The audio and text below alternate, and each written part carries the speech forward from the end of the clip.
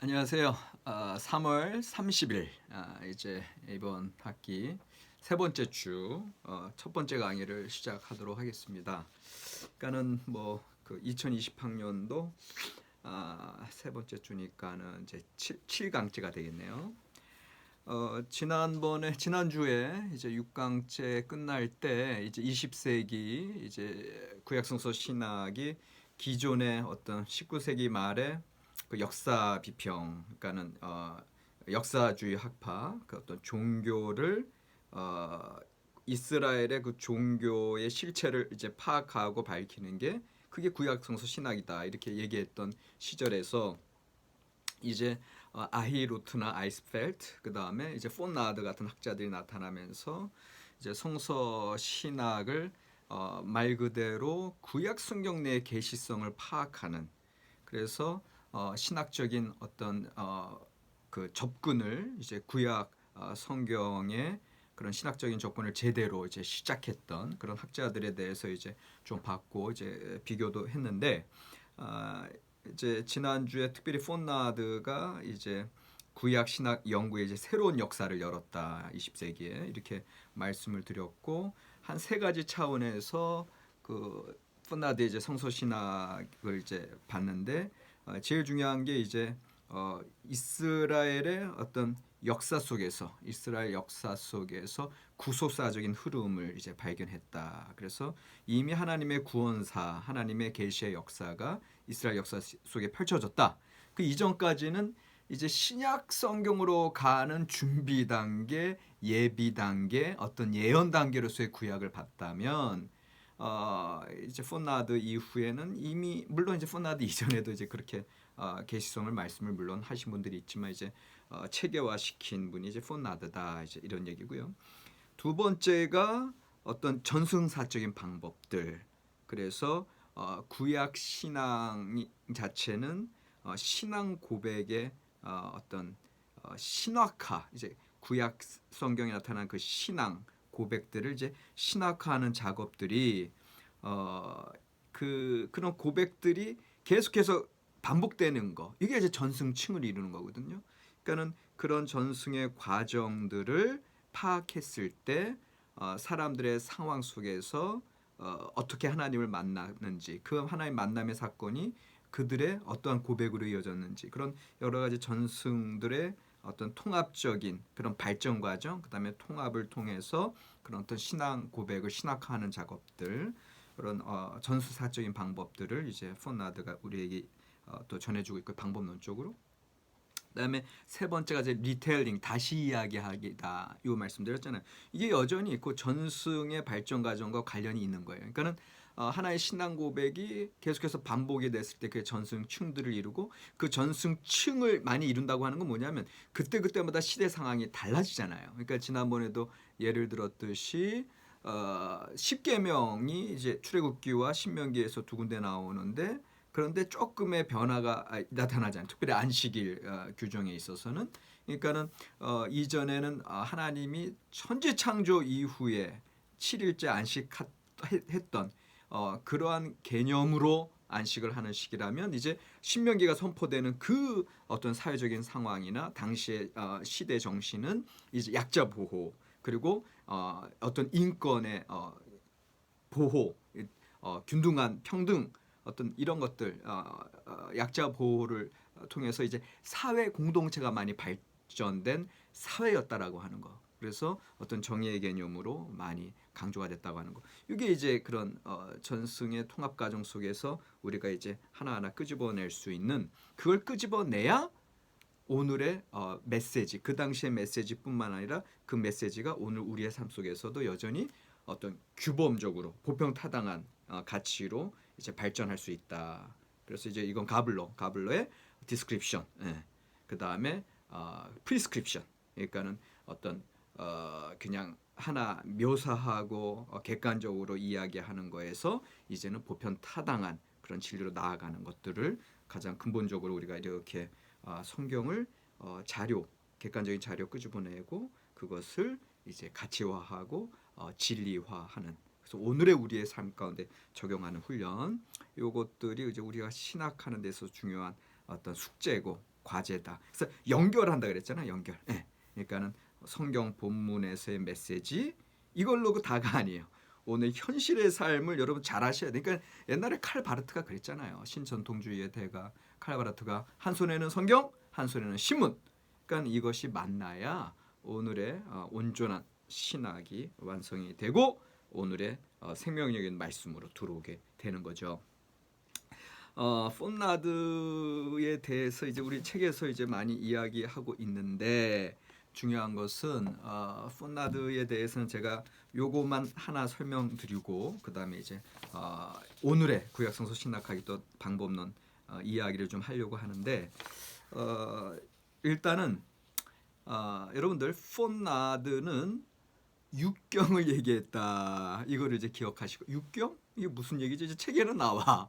근데 책에서는 이제 개론적인 설명 없이 바로 육경이 나오는데 이제 왜냐하면 제가 말씀드렸잖아요. 사실은 우리 구약 성서 신학이라고 하는 거는 좀 여러 가지 뭐 개론도 공부하고 언어학도 공부하고 고대 운동사도 공부하고 이스라엘 역사도 공부하고 그래야지 성서 신학하는 건데 우리 여러분들은 이제 그거 없이 지금 처음 성서 신학 구약 신학을 바로 듣는 분들도 계시거든요. 그러니까 이제 그런 분들 위해서 제가 평이하게 쉽게 이제 설명을 하겠다 이제 말씀은 드렸지만 그런데 이제 그래서 오늘까지는 사실은 이 책 지난주에 1장 이 책의 1장을 본 거고 오늘은 이제 2장 볼 거거든요. 그래서 근데 이제 여기 이제 우리 왕 교수님 책은 이제 그걸 다 전제하고 써졌기 때문에 좀 어려워. 그래서 이제 조금 몇 부분 제가 필요한 부분 쉽게 설명하려고 하는 거고요.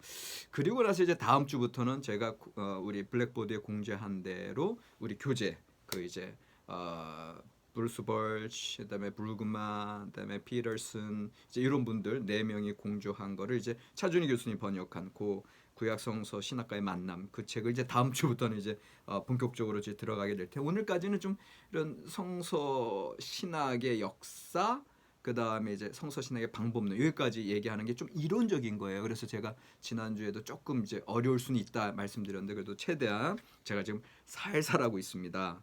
그러니까는 자 육경은 뭐냐? 무슨 왜 아니 5경이잖아. 5경 성경은 창출 내민신. 근데 이제 폰나드가 육경을 얘기했어요. 왜 육경을 얘기했냐면 자 폰나드는 전승의 흐름과 전승층 요걸 이제 전승사라 그래요. 전승사 연구를 중심적으로 이제 말씀하신 분인데 그런데 이분이 성경에 나타난 그러한 전승들은 아까 뭐라 그랬어요?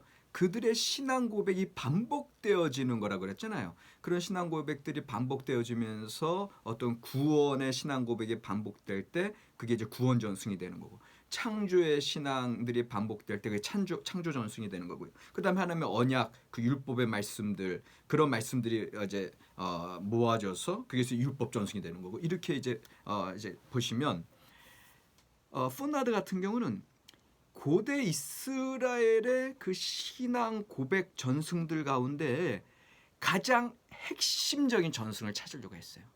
가장 핵심적인 전승을 찾다가 보니까 그들의 신앙 고백의 엑기스 요거를 몇 군데에서 발견하게 돼요.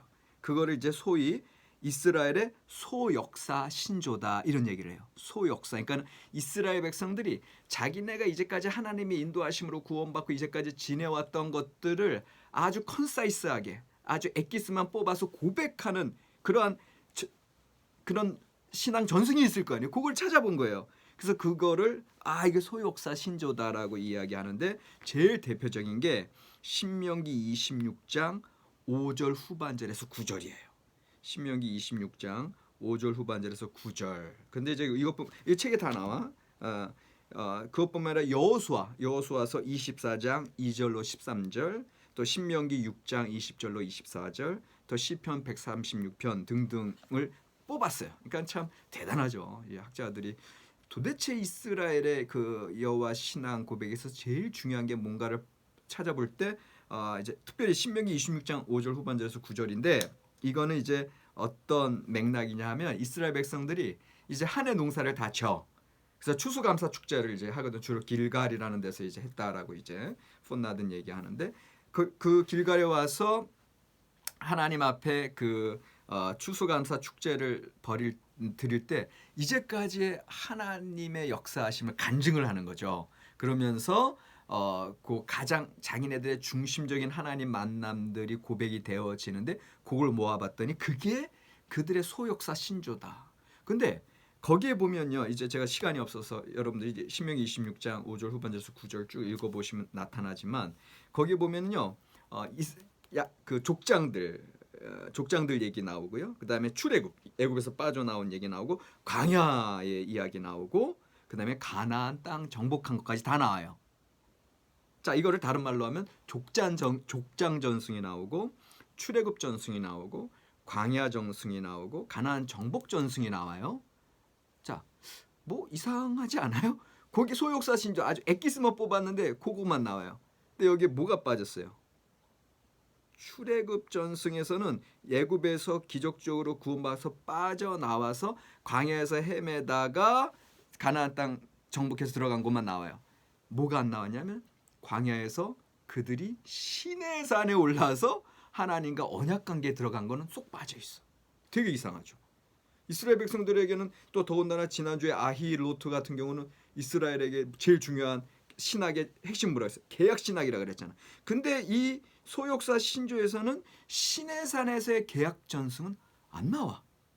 그러니까는 이상하다. 그런데 여러분들 지금 우리 성서 신학 지금 이성적으로 접근하는 거예요. 학문적으로 접근하는 거예요. 지난주에 분명히 말씀드렸어요. 우리가 성서 신학할 때는 신앙적인 계시적인 차원과 이성적인 차원을 구분하시라 말씀드렸어요. 지금 되게 이성적인 차원으로 간 거예요.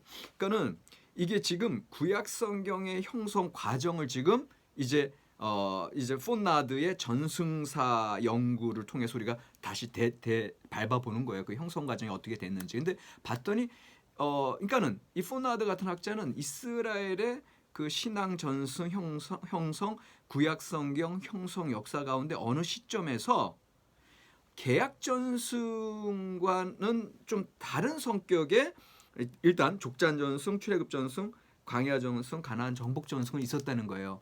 요게 주로 추수감사 축제, 길갈에서 열리는 추수감사 축제에서 요것만 고백이 되는 시기가 있었다라는 거고, 그런데 어느 시기에 그 시내산 전승과 시내산의 계약 전승과 그 다음에 일단은 시내산 계약 전승 요거 뭐냐면은 요거는 이제 폰나드에 의하면 요거는 이제 세겜에서 열린 신년 축제에서는 그 시내산 전승이 있었다는 거예요. 그러니까 무슨 소리냐면 자 생각해 보세요. 지금 축제 얘기를 자꾸 하죠. 예?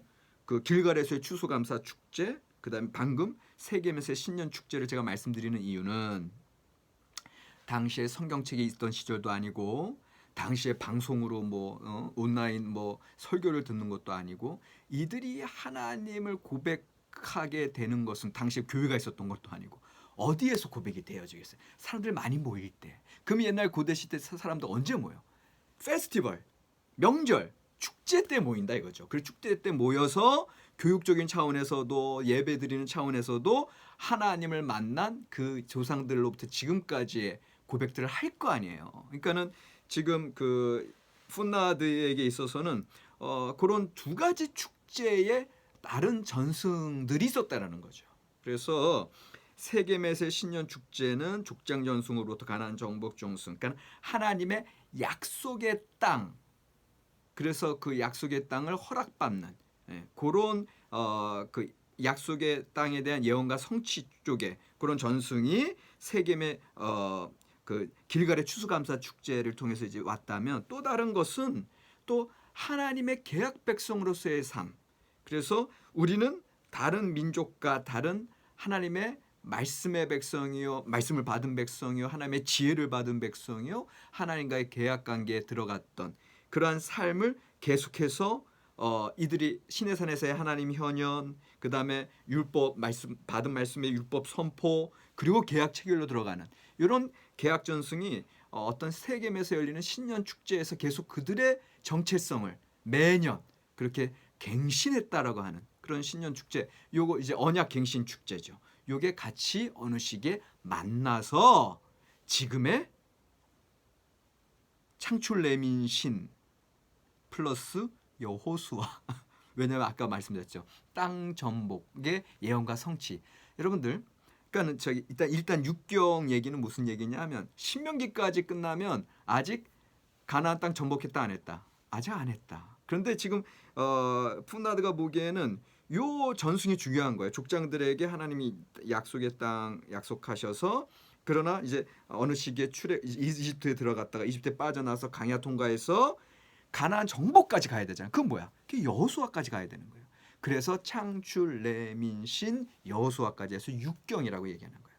여기서 중심 관점은 땅의 예언, 땅 약속에 대한 예언 선포와 성취까지 가는 게 이제 육경인데, 근데 이제 요것뿐만 아니라 폰나드는 여기에 보세요. 그러면은 이제 출애굽 창세기, 근데 보세요.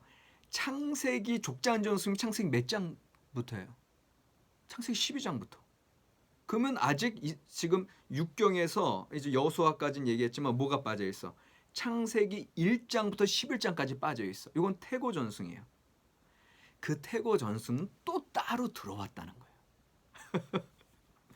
지금 모세 이제 우리가 이제까지 딱 교리적으로 모세오경 딱 얘기했던 거, 이거는 우리 신앙적으로 고백해 왔던 거고 교회 전통에서 모세오경 이제 얘기했던 거고, 지금 저는 이성적인 거 푸나드가 이게 어떻게 구약 성경이 형성되어 왔는가 요거를 살피면서 창세기부터 여호수아까지 육경을 얘기할 때 이렇게 세 가지 전승으로 나눠서 설명을 하는 거예요. 그리고 어느 시기에 소위 이제 이거 가설인데 야외 제2사가 야외 사가가 요 태고 전승 창세기 1장 11장 그 다음에 12장부터 그 족장사 이제 가나안 정복 여호수아까지, 그리고 중요한 건 이제 그 시내산에 다다라 가지고 민수기 10장까지 이르는 그 시내산에서의 그 또 다른 계약 전승이 있다는 거죠. 말씀 체결하는 언약 전승.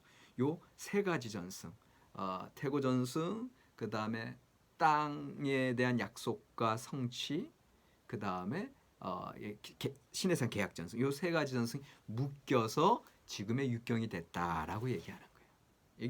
이게 이제 역사 비평적인 방법이고, 푸나드의 전승사라고 할 때는 이제 역사 비평이라고 하는 거는 이 형성 과정 이전의 형성사를 밝히는 또 중요한 주제가 있거든요. 역사 비평에서. 그러니까는 어떻게 보면 푸나드의 전승사 비평이 이제 이렇게 성경의 형성 과정을 재구성하는 거구나. 그리고 이게 이성적인 탐구 영역이고요. 이렇게 이제 소욕사 신조를 중심으로 푸나드의 육경에 대해서 좀 설명을 드렸고요.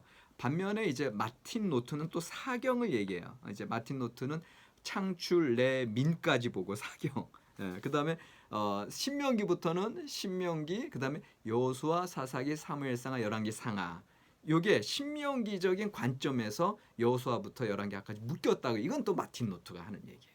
그러니까 이제 이제 전승층들을 푸나드는 다르게 보는 거죠. 그러니까 이런 식의 이제 연구들을 이제 초기에 구약 성서 신학 이제 운동이 일어나면서 이제 독일 분들은 기존에 이제 그 종교사학파의 영향으로 이런 역사비평적인 방법을 통해서 이렇게 이야기를 했고요. 이것이 당시에 뭐 다큐멘터리 필름을 찍은 것도 아니고 실제로 성경 형성 과정을 모르잖아요.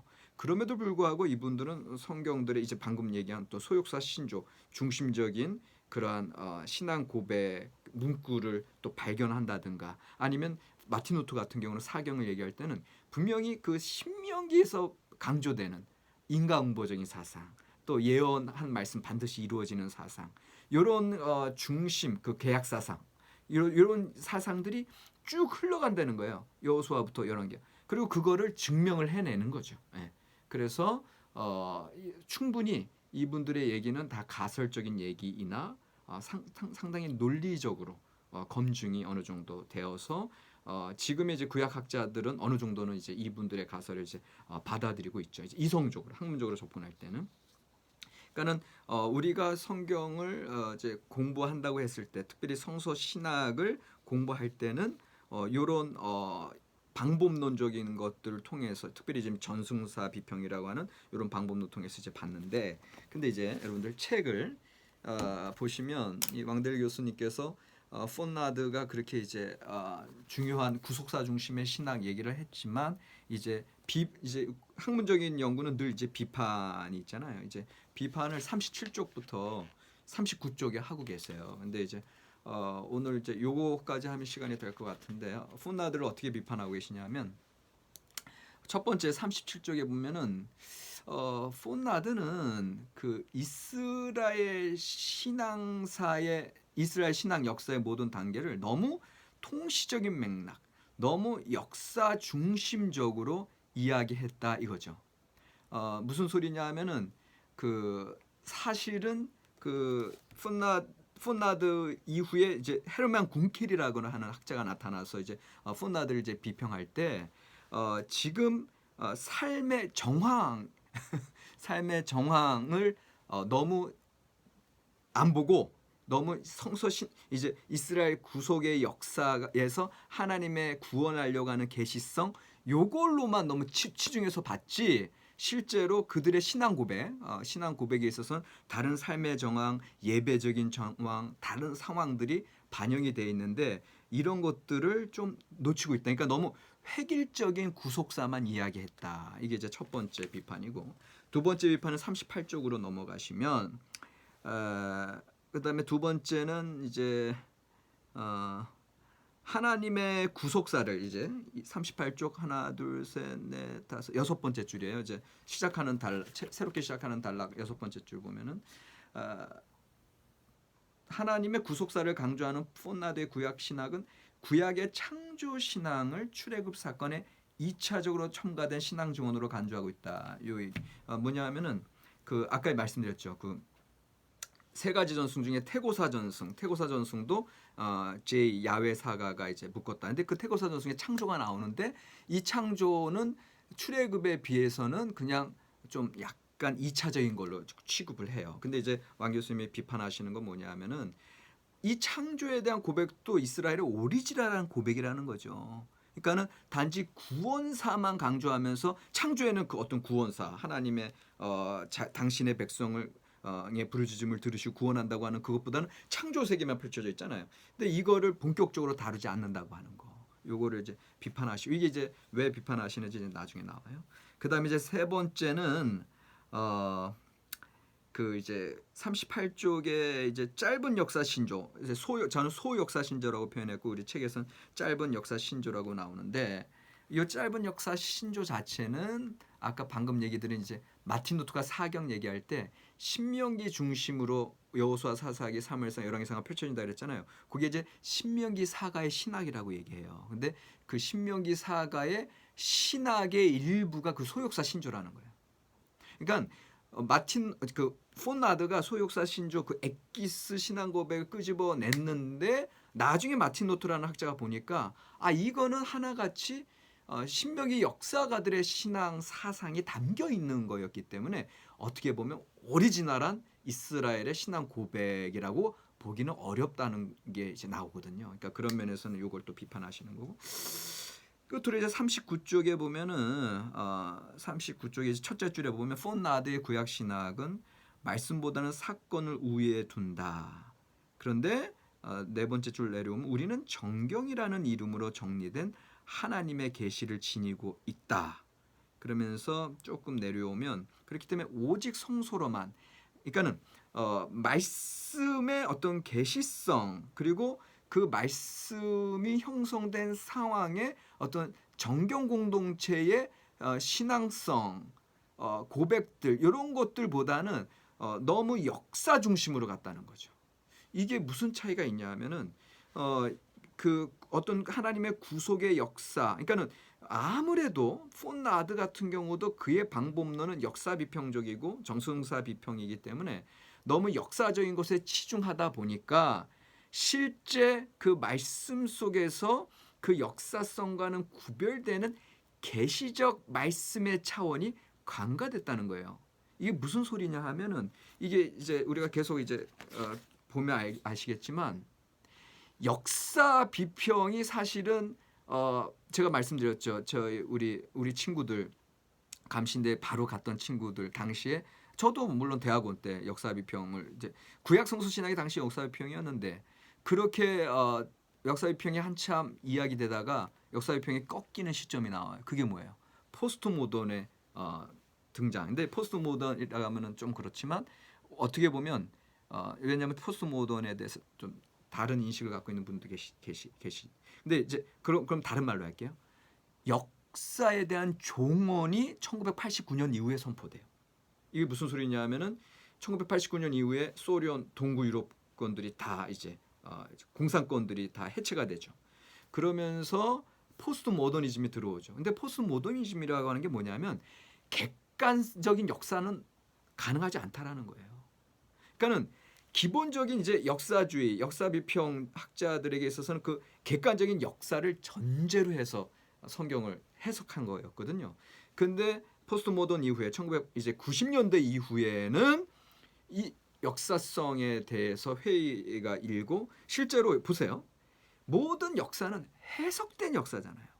그렇기 때문에 그 해석된 역사가 객관적인 진리의 기준이다라고 이야기할 수가 더 이상 없는 거예요. 그러니까 그런 면에서 너무 역사 치중으로 가다 보면은 역사는 물론 중요해요.